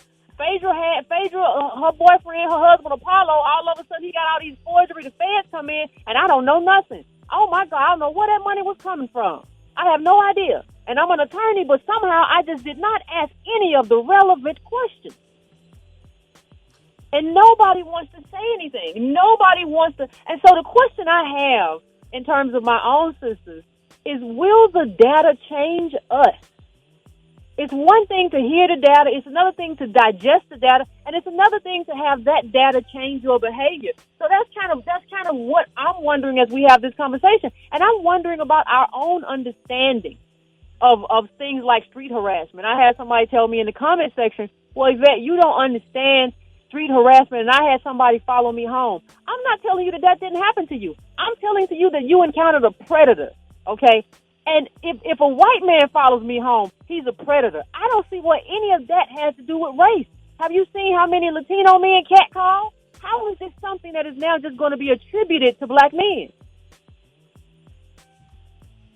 Yeah. Those are all questions I have. I have to agree. I think one of the things that we see is that we see line of sight, opinions. So everybody, I'm talking about educated, like African Americans, are basing their ideas of a race on who they know and who they done met. And no, we have data, and we can actually start looking at whether things are at a high ratio, and we can start really discerning things beyond just what our own small circle is. Because me myself, I don't know I don't travel in circles of a whole bunch of incarcerated men, but I take the issue personally because I have to deal with that. And I think that for a lot of us, we have our circles, we live in our circles, and then we don't step out of them, but then we speak for the race. And I want to bring somebody else in to ask you, I guess, a question. Maybe Arlene, can you? Oh wow, I don't even know what I walked into. Yeah. It's a touchy subject. I definitely feel like there's a lot of different things we have to look at when discussing the black man's role in the black community with the black woman. And for one, I do think there's not enough support for the black man from the black woman. But there's also vice versa. There's not enough support from the black man to the black woman and the black family as well. That's something that has to change, bottom line. I do think that, unfortunately, there is a lot of relationship terrorism. There is. That can go both ways. That I think can go both ways. I think that women can be abusive to men. I think that men are also told to suck it up. And that they're not a man if they can't deal with that. But at the same time, I also think men do need to understand that because they are stronger than a woman, they can do more physical damage to a woman. Mm-hmm. And that's something that they have to understand as well. But at the same time, we have to understand as women, continuously going at someone. I mean, you poke a bear long enough, the bear goes slash at you. You mean like her? I didn't poke a bear. I'm not saying unless he identified as a bear. All I'm saying is because I don't know anyone's personal situation. I don't, and I'm not about to. That has not been my situation, so I cannot judge anyone else's reaction to it. I can't. I can say from my perspective, I've dated some black men who weren't the right black men for me. Amen. They weren't good to me, but it was that person, and it was our relationship that was toxic. Our relationship was toxic, and that's what it was. It was toxic. I can't say, and I've dated a couple white guys. Oh, in my period. Hell no. Don't be hating on the interracial I'm going to be real. I don't think it was, I'm cool. I don't know if you call dating like going on a couple dates and then That's what I've gone on a couple dates and it just wasn't my thing. I wasn't, I like that person as a person, but I wasn't interested in dating them. I like black men. But I could tell you, just because I've had certain experiences with certain black men, I don't think black men are bad. I have an amazing black father. I have amazing black friends. I have amazing black uncles and grandfathers and cousins and husband. Yes. My husband is an amazing black man. And I think that we have to make sure that we are taking everything situational because some of those relationships that were toxic were also toxic because of me. That was my point. Some of those things were also things that I did and said. And there's never an excuse for abuse. I will never say that. There's never an excuse for abuse. But I will also say that's never an excuse from either one of you. It's not, there's no excuse for me to be mad enough and abuse a man as well. I agree with you. And there's not an excuse for him to abuse me. If we can't deal with each other like adults and have a real conversation, then no, we don't need to be together because we are both bringing out the worst in each other. So, that's just, I'm walking in a conversation late, but that's from what I've seen, that's what I'm picking up. I want to. Can I say something, please? You can. Thank you. Now I want to comment because I want to make sure I'm clear. I love black men, so I want to make sure. Don't. Yes, oh my God, you guys! No, you don't. You asked me a specific question. We were talking about aggression and comparing And black you got men. aggressive. Right, but I'm saying what I said was I didn't say I didn't love black men or anything like that. I was just speaking of my experience, saying I didn't experience a few white men I went on dates with, like she said. None of them cursed at me or went off on me or anything like that. That's all I was saying was that compared to the black men, they didn't seem aggressive. That's all. But I love black men. That's my preference. I just want to say that I believe in generational curses that nobody's mentioned in this conversation. And I think that it's passed down generation to generation. So because a lot of black households don't have fathers, I grew up in a 2-parent household. So my brother knows how to treat a woman because my parents are married. A lot of black men don't. They see womanizing in the household. They see abuse in the household. And those things get passed down generation to generation. And I think that's why it still exists today. So let me bring Yvette back in real quick. Yvette, let me ask you this question. Because Arlene, who I love, just said something that I think really gets us into trouble. Like, when we speak in absolutes about certain aspects of the human condition, I think it's a setup for failure. So when you say, and this is not me advocating violence in the relationship, but as human beings, I don't think the human being as a collective, humanity, has overcome its tendency to be violent. I just don't think so. So to be able to walk into a relationship and say, under no circumstances should there ever be violence from a man to a woman or from a woman to a man, I don't think we've evolved to that state yet. So to walk into a relationship with that as an expectation, I believe is a setup for failure, because once people get hit by the rigors of relationship, I always say relationship is a highly reflective classroom where whatever negative definitions you place on your partner is really your own personal curriculum. That's what you need to work on. That's why you can recognize it in your partner. Relationships are going to bring up the ugly side of you. I'm not advocating violence, but what I'm saying is when you put yourself in a position to say, absolutely, there should never be any violence, then I just don't know if any of those kind of relationships exist. That's wow. Do you understand what I'm saying? That sounds harsh to me. It's not harsh. It's a real thing. You don't believe a relationship can exist without some form of violence? Some form of violence. Whoa. And when I say violence, you have to understand verbal abuse, emotional abuse, psychological abuse, financial abuse. It don't always have to be physical. A left upside the down piece. Yvette? Yvette, could you speak to that? Cheating abuse. I know, right? I think this is even more the case when you look at how black people exist. In terms of, middle family, $1,700, we're in a pressure cooker. But I would ask another question. I think, I tend to view life through data instead of just interpersonal relationships. And I heard someone on the show say, this is a part of a generational curse. And there are a lot of black men, when we're talking about relationships that they have with women, they didn't have a black man to role model themselves after. Well, what's good for the goose is good for the gander. So if there could be very well be a lot of black women who did not have a man in the house, so they don't know how to recognize someone who could be a good partner and relate to that partner because they didn't have anything to base that on in terms of their parents. So there could be dysfunction from both of those people in terms of how they are interacting. But where I come down is that, listen, black people exist in a pressure cooker on the edge all the time because they don't have the resources to really be American. And Tony and I talk about that all the time. What do you think that boiling pot looks like in a relationship when you are a man and you're supposed to provide and this country didn't give you the tools or the skills to provide? When you are a woman and you're supposed to have a family, but you don't have, this country has not given you the money or the tools to provide for your child like you're supposed to in order to raise a highly functional, competitive child to compete against that white kid who's going to Stanford. What does that do to you internally, and what does that do to the people who are in a relationship with you? Let me add some cayenne pepper to your pie. Shit. Let me say this. Let me say this, Yvette. What does it do when you come home and watch Lifetime for about 3 hours after a hard day's work? Wow. And it shows you nothing but problems that you don't have in your own house. Wow. And so, like, what I'm bringing up in the sense, what I'm bringing up in a sense is what we also see is that I don't know how peaceful we like our homes.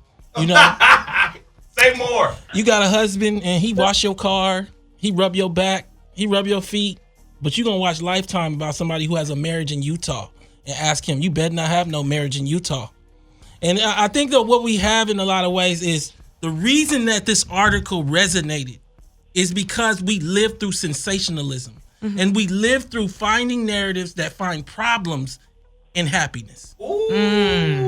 This article didn't hook to anything specifically. It didn't hook to a specific current event. It was one man sitting down and taking his ideas of his circle of feminists and making an article that creates a combat war between black men and black women. And I have to ask less about him and more about the group that comes home at night and watches 3 hours of Lifetime. But what's wrong with that, though? You say it like it's wrong. I'm asking. I'm not being aggressive. I'm just asking a question. That's what you believe. I'm saying to you fundamentally that if your life has happiness, why add in unhappiness? I'm saying to you that if you already have so many structural possibilities for failure, why watch more failure? And I'm talking about relationship failure right now. There's a reason that this content has this group of and a lot of the content creators, they hire young African American women and in many ways to incite other African American women and incite them with problems that take Mimi's story that we talked about earlier and makes it seem like it's normal. So let's look at the data. I think Dr. Curry said on your show, and correct me if I'm wrong, Yvette, that the murder number of African American women was like 300 and something, and the murder number of African American men from these actual violence instances is like 2 something. We have 40 million people. That's not recognizable for you to bring it up and make a movie about. That's not genocide. That's less than that. It shouldn't even make a movie. That's like making a movie about being hit by lightning. And so I just wanted to say, what do you think about that point right there, Yvette? Well, I think it's like more like making a movie. I think more people hit by lightning. I think it's more like making a movie about getting hit in the head with a golf ball. But I think you're right. I think you're right in terms of dealing with your own life. In terms of dealing with, it's kind of like the street harassment story, and I keep bringing it up because that when you talk to a lot of people who are not in these major cities like New York or whatever, they say, well, not really, or they'll contract. They'll say, well, the man said that I should smile, and that is an annoyance. That is not an indicator of systemic power, and so I think you're right in terms of why are you digesting something? See, what you're really saying, Antonio, is that you're digesting this broad white feminist story where the woman comes home and she just gets beat down because I didn't like the meatloaf, get that stuff, knock it out of her hand, and just beat her bricks off. And like, you're looking at that as if that happens to you or if that's happening to you every day. And the data just doesn't show that these level of abuse, that black men are somehow more abusive than white men or more abusive than Latino men. But somehow we are internalizing it and compartmentalizing it to where not only are they not more, that they're much more beastly, because that's what you're talking about. You're talking about a beastly person if that's what you believe. Because think about what you're doing. You're comparing them to. He said these are the white people of black people. Think about what white people have done to black people, and think about what this writer is attributing to black men. And that was my point. And I'm gonna, I know that on your show you get a lot of guy callers. You get women too, but we have some beautiful women in the studio today. I want to make sure that we get Angry Smurf to ask you a couple questions, and then Mimi. Yeah, come on, bring something. Yeah. I just want to say that I feel like a lot of times when you brought up the Lifetime, why do you listen to this or watch this for 3 hours? I think it's just accountability on all ends.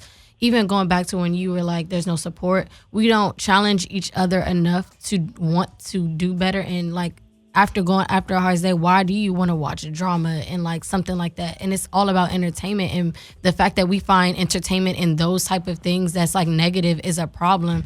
And I feel like that's gonna only be detrimental to ourselves, because we're not gonna want better for ourselves, and we're not going to encourage that guy that we're with that is selling drugs to find another avenue.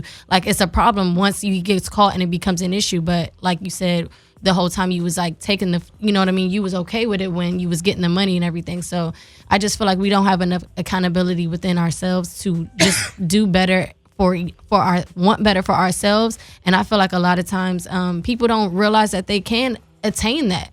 It doesn't seem attainable. It's like there's no way I can get nothing but what it is. Like everybody in the hood is doing this. This is the way it is. I can't talk and read. So. Yeah, let's bring in Mimi. Mimi get a chance at Yvette, then we'll close her out. I just wanted to make a comment. I know a lot of brothers that have been in and out of jail, incarcerated, and I've noticed before they go in, they may be one way, but when they go into the system and they're beat down for whatever happens to them in jail, whether they're fighting, whether the police are rude to them, whether they're being treated unfairly. When they come home, they have a certain anger, but it's not an anger towards you. It's just what they went through. They were put through a situation almost like, it's not even slavery, but it's almost like, especially when you're falsely accused. This particular person I'm talking about was falsely accused. But when they came home, they were a different person. And it really hurt me because he was such a good guy. It wasn't that he was a bad guy now. It's just his temperament had changed. Now, if someone's arguing with him, right, he's quick to the draw because he couldn't express himself in jail. In jail, he was confined and put in confinement if he did certain things, or he was fighting, or he was attacked, or whatever happened to him. So now that he's out, if you come across his path and you come at him in a certain way, he's defensive. But it's not really against you. It's the abuse that you know what I'm trying to say? Right. He's still a great person. It's just that he went through something. And I remember when this happened to one of my family members that I'm speaking of in particular, I pulled him to the side. I said, you know what? Let's pray for a minute. I said, because you must have a spirit on you that jumped off on you in jail. And I said, I'm not trying to be funny, but you get mad too easily. And you're not the same man that I know. I know you. You're not somebody I just met. I know who you were before you went in. And now that you out, you mad dogging people, you mad at certain races, and I get that though. He had his experience. But I wanted to let him know you're still great. Don't let that experience change the great king that you are. Don't preach, girl. Right. So what I did was I took him to the side and I tried to rebuild him in my way, because it's a spirit. It's not real. It's a spirit. Yes. It's a systematic spirit. Yes. And this is what happens to the black man when they're driving in their car. They teach their kids, the police behind us, because they know when they see the police, we might get pulled over. Right. You know what I mean? And it's sad because the children see it. And then you have to keep in mind, the children remember that. I remember when I was a kid, my daddy be like, sit up straight, the police is coming. That puts fear. And all of those fears, I think it makes people react certain types of ways when put in certain situations and positions. Yeah. So, one last thing I'm gonna ask for you to do, Yvette. Tell us a little bit about your show, Breaking Brown, as we let you go. I know you do great dialogue. I want to cross-pollinate. Well, okay, I'm gonna tell you a little bit about Breaking Brown. But before I do, I want to say something that she said was very important about how that man, came out of prison. And what you have to see is that that's the system's fault. Not only was he in prison, but there was no process to reintegrate him into society. And I think a lot of this conversation is blaming black men for stuff that the system is at fault for. And we have to we gotta look at the right enemy. Going in and just saying this is black men's fault, that's the wrong enemy. In terms of my show, everybody, my show is Black Politics. We do Black Politics every Monday and Wednesday, 9 p.m. Eastern Standard Time. I don't say we don't like black business. I say there's no black business without black politics, and we got to get our black politics together, because good black politics is the future, and that's how we engage in all these problems. So that's what it is. You find her on YouTube at Breaking Brown. Thanks, everybody. Hey, wait. This is let me say bye. Damn. You see how Tony done got comfortable? Tony, you still my show right now. I'm letting you debuting Tone Talks right now. Shit, can I say bye to the guests? Tony is wild right now. He like thinking Tone Talk up in here. We got Zoe in here with no chair in this whole show. Hey man, I'm producing it. Hey, but let me just say, I appreciate you, and you're more than welcome to come back in here and do what you do. I thank you, Zoe. I appreciate it. I appreciate you having me on. And I appreciate the work you and Tone are putting in. I appreciate that. This is good stuff. Thank you so much. Thank you. And we'll catch up. All right now. Bye-bye. What you gonna do now, Tony? I know. I ain't gonna do nothing. You gotta tell us what's next, though. You don't want to be having all the sections. What's this, romance? The romance corner with Zoe. You guys remember that question I just asked, though? Which one? Yes, I do. Are we programmed? Go ahead and answer it, Marcy. Yes, the question at hand is, are black women and black men programmed or socialized to not get along? Woo. And to your point earlier, you mentioned Lifetime. I definitely think, reality TV shows perpetuate those type of relationships. I'm not gonna lie, I'm not delivered from watching reality TV yet. My pastor said I should be, but I'm not. So on Love and Hip Hop, you do see a whole lot of, aggression between black couples or like what you showed to Tone. That was different. It's on camera, my nigga. Listen, we were talking about abuse, and I was passionate about the topic. Tony, do you love me still? Yeah, but I'll just say one thing. Let me just say one thing to that. Scared of you, though. Let me say one thing to gosh. you. What sometimes happens is that we confuse the way that white people react to that kind of aggression and the way that black men react. Meaning, you bring that to a white man, he might use their culture is more indirect. Correct. He's gonna go tell his mother about this woman that he dated, and and then whereas a black man might show that aggression directly towards you. I would have been scared if you would have hit me. No, or something. No, I'm not talking about physically right now. I'm just talking about because we come from the same place. We see that and then we react. So like we can confuse that and think that white men don't have that same aggression. Wait till you get home with him though. Okay. While you playing, wait, hold up, homie. Hold up. They are more sociopathic. Now, let's just keep it real now. When we talk about blowing up stuff, that's the white man. Right. When we talk about doing a drive-by, that's the black man. Let's keep it real. The white man is going to do something totally different. They might eat you and put you in the freezer. They might kill their kids and put them in a tub and say the black man made them do it, drove them off the cliff. They make up their story because they feel like that's something black people do, but really that's what the white man do. On some real stuff, if you look at the main killers that did major killings and sprees, those are white people. Or, you know what I mean? Or Muslims and people that strongly believe what they believe in. They go postal. Black people don't go postal all like that. Now, they might want to come see you. You keep playing. But they going to do that right in your face right then. They not finna go home and be like, yeah, I'm going to sit outside when everybody get off. We gon' no, nigga. We seeing you right now, nigga. What's up and what it do, nigga? You know what it is, nigga? West side, nigga. You feel me? A black motherfucker gonna let you know what it is now. The white people, they try to do that sneaky snake stuff. Real talk, though. Real talk. They do the exact same thing. They will rape you. They will molest their kids. They will do all that stuff. On some real stuff. I'm not trying to point fingers. I'm just saying something this is just as real as I can get with you, though. You know what I'm saying? That's what happens. But I just wanted to say one thing before we got to wrap it all up. Like I said, I went through my experience. It never happened again. It's always in the back of my mind. I always say to myself, I'm never going to let that happen again. But I try not to be an angry black person taking that into my future. So I'm real careful about that. So we have to take ownership to know, hey, look, I don't want this to happen anymore. Now, I didn't do anything to deserve it. He continued to do that to other women. But I have an intuitive eye to see that in other people. So if I'm dating someone and they show me certain signs, I'm taking a footnote. Like, I better watch out for this one because he looked like he got a little mad. He balled his fist up. If somebody balled their fist up, it ain't for play. You need to pay attention and scoot back. Right? Tone, I got a question for you. Yo. Arlene. Yes. Answer the question. The question was, are we programmed to have animosity? Societally programmed. Socially programmed. In a way, yes. I think that the way society has been set up is we set up white men as the savior. We set up white men as the example.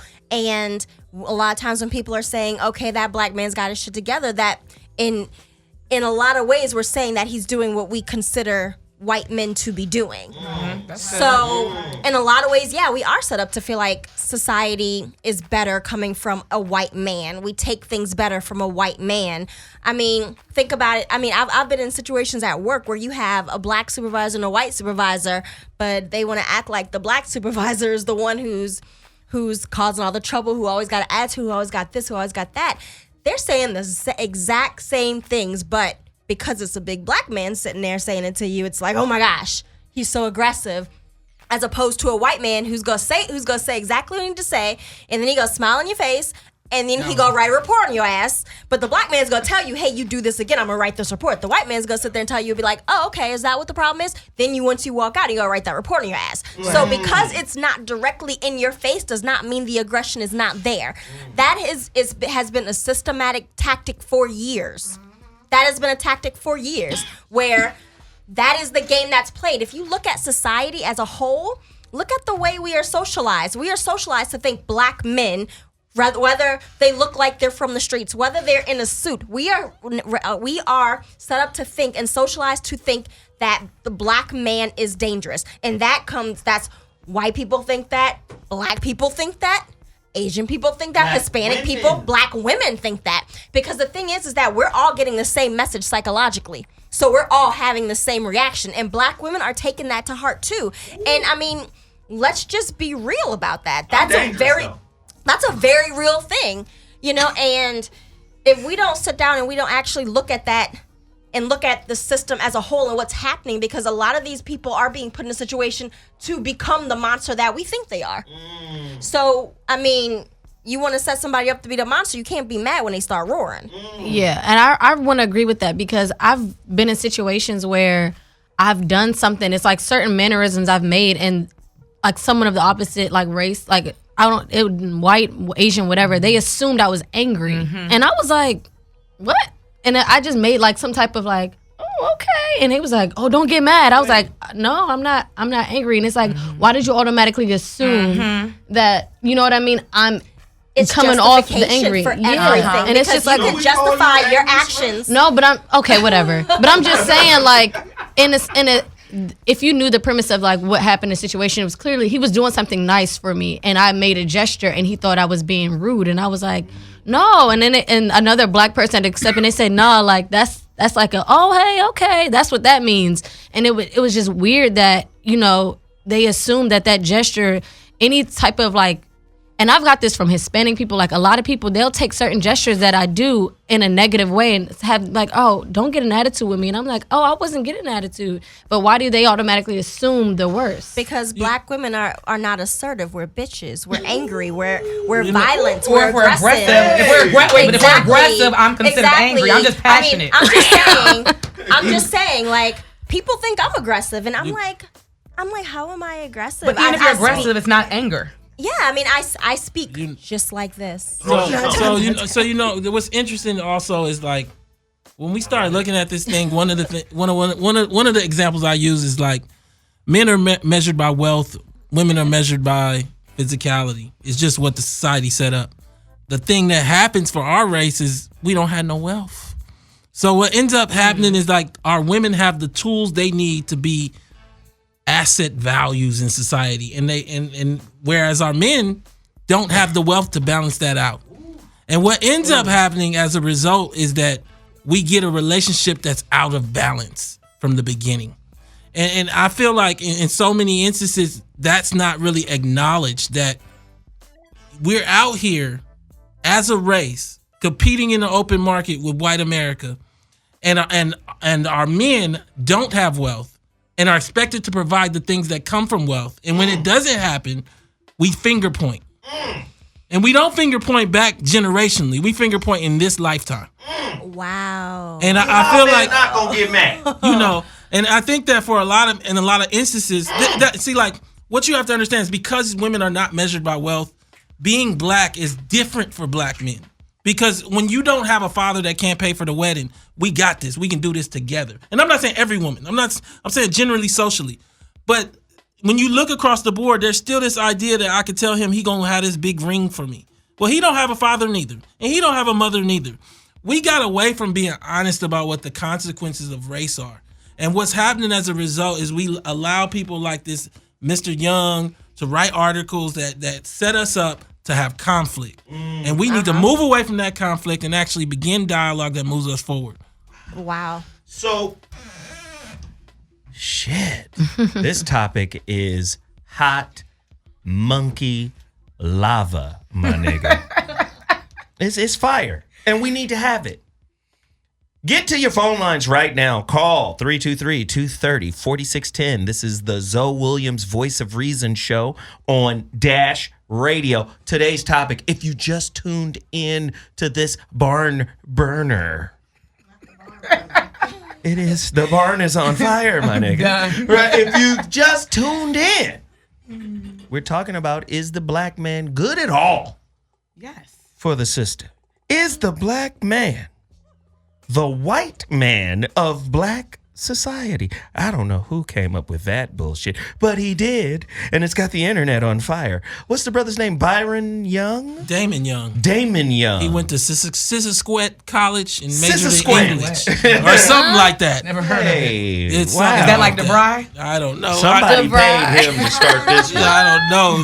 He just rolled out of bed and said, "How can I throw a dynamite stick?" He was contradicting himself within the first few paragraphs. It Shit, didn't make I sense. feel like Caesar from Planet of the Apes. I did not start this war. It was an ape named Damon. Oh my. What's the big white ape? Oh, that was Winter.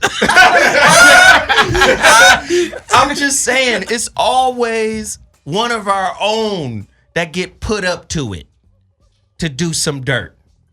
See, white people would have less effect on us if we didn't have a price they could meet. Ooh, that's good. I know.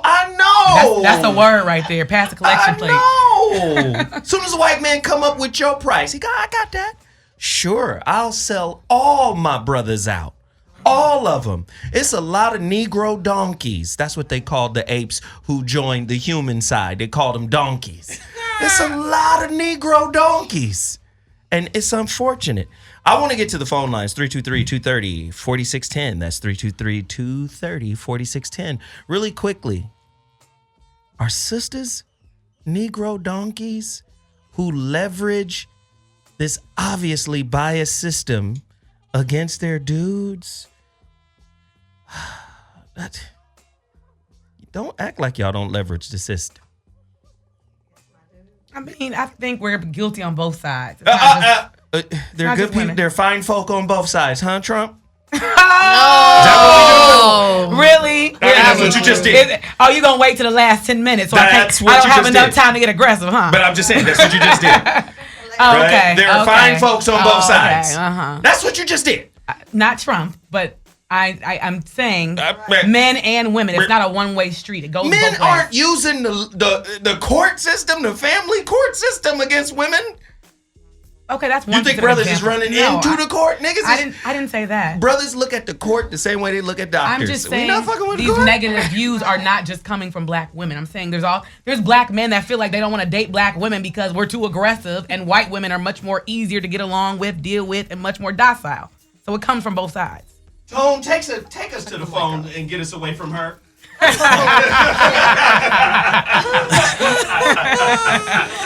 Oh, you can't handle me, huh? I understand, honey. Let's see who's called in. Let's see who's called in to the Zoe Williams show today. Hello. Caller, you're on the line. What's your name and where you calling from? Caller? Next call.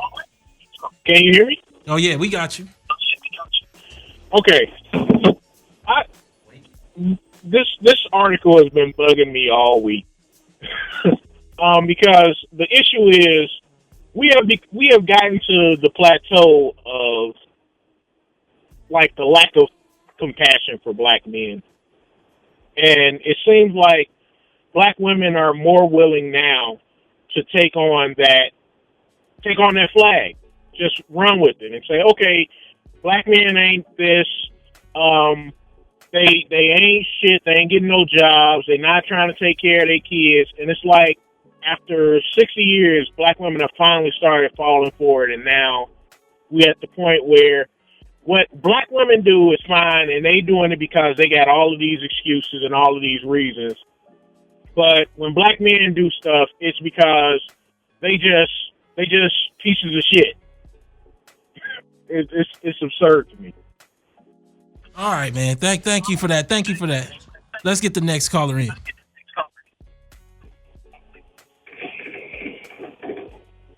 Hello? Caller, I'm here. Hello? Hello? Go ahead. Hey. What's your name and where you Hey, calling what's going from? on? Jack from Honolulu. Jack from Honolulu. What's up, Jack? What's going on, ladies? Tone, Zoe, what up, pimpin'? Yeah. So go ahead. Hey, so my thing, and I mean, the show always know I'm going through something, so I mean, it's nothing new now. But the answer to your question, I would say yes, because I think sometimes black women have an ideal of, or they try and make the black man fit into their idea of what a man is supposed to be, instead of letting him just be. Yeah, good stuff. I think we see problems where people are fitting people into ideas of things with no kind of reflection. As we know, so many African Americans are being raised in single parent households. And if you don't have a father in the household, how can you try to have a image of what you're supposed to do going forward, whether you're a woman or a man? Let's get the next call on the line. Hello, caller? Caller? Hello, can y'all hear me? Yeah, I hear you. Your name, where you calling from? Hey, the name is S.O. from Denver. What's up? Whoa, what up, Denver? Yeah, Zoe like Denver for some reason. I guess because of the Broncos. Go ahead.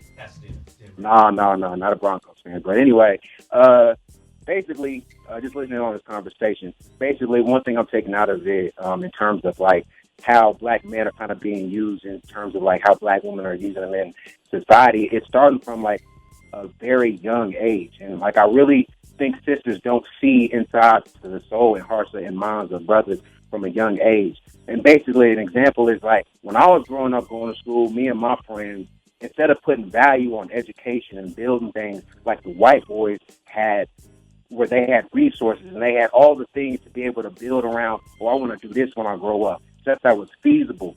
We were trying to spend all of our minds and money towards getting shoes, towards getting jewelry, towards getting all these little trinkets in order to impress and gain black women. That just goes to show how far black men are willing to go. Those are the things that today end up leading us in jail, behind bars, doing things like selling drugs just to get them new J's, or out here robbing people, robbing homies' houses. In order to get those nice things, those cars, whatever it is that's material that we see that black women want to see from us, we're out there getting it instead of doing what the white men are allowing their sons to do growing up, which is joining in different leagues, joining in different organizations to build up their own smartness.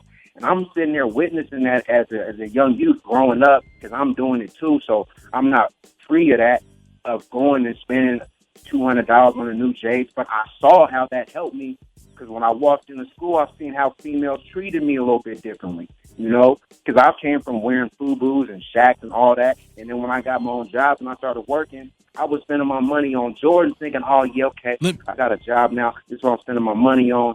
I'm really getting broker and broker. Hey, fam, let me get in here and just tell you one thing. Just one thing is that black people don't have a spending problem. We got a money problem. Amen. And like what you tend to, what we tend to do though sometimes is think that white people aren't doing the same spending in a different way.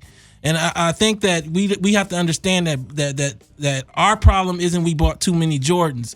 Our problem is that we was brought here and taken advantage of for a very long time and left confused. I appreciate you calling in. We're going to wrap this thing up. We had a great show today. Great guest. Special shout out thanks to Yvette Carnell and Dr. Curry for calling in. Zoe Williams, thanks. Hey. God damn it. I'm going to keep having these kind of shows. Listen, do you know some of my close friends, female friends? Oh, somebody just dropped a C note on us in the live chat. Yeah, if you appreciate the show, please hit that super chat, YouTube. Hit that super chat. Thank you for that donation, famo. But let me just say this really quickly, and then we up out of here. Some of my close friends talking about I'm misogynistic because I have these kind of discussions. Listen. As long as we are engaged in the battle of who is more oppressed, black men or black women, we're going to stay at odds. We're going to stay Crips and Bloods in this shit. We're going to stay Democrats and Republican. We're going to stay some shit that ain't healthy for us. We're all oppressed as a people. The fact of the matter is, like, like my man Antonio breaks down all the time. If a white high school dropout is worth more money than a black college grad, there's a problem. That ain't got shit to do with black man, black woman. There is inequity in American culture. And if black people are extrapolating meaning from a sick society, we're always going to have a problem. If sisters are judging brothers by the standard that the sick society creates, we're going to have a problem, sis. We're just going to have a fucking problem. Until you can see a black man as he is, a standalone entity in America, oppressed like you, you're going to judge him incorrectly. You're going to view him incorrectly. It's just what it is. So we're going to continue to have these kind of conversations. I know a lot of data was dropped on your ass tonight. You might need to watch this show again and breathe and meditate on it. I know. Tell him pick up Man Not, Zoe. Get Man Not. Tommy Curry. He's the author of Man Not, right? He is a professor at Texas A&M. He dropped in on the first half of the show, dropped fire. I want to thank Yvette Carnell. She dropped in on the second half of the show, dropped fire. We're going to continue to have these kind of conversations. Everybody is accountable if we're going to get up. All right? Zoe Williams, voice of reason. We out. Deuces.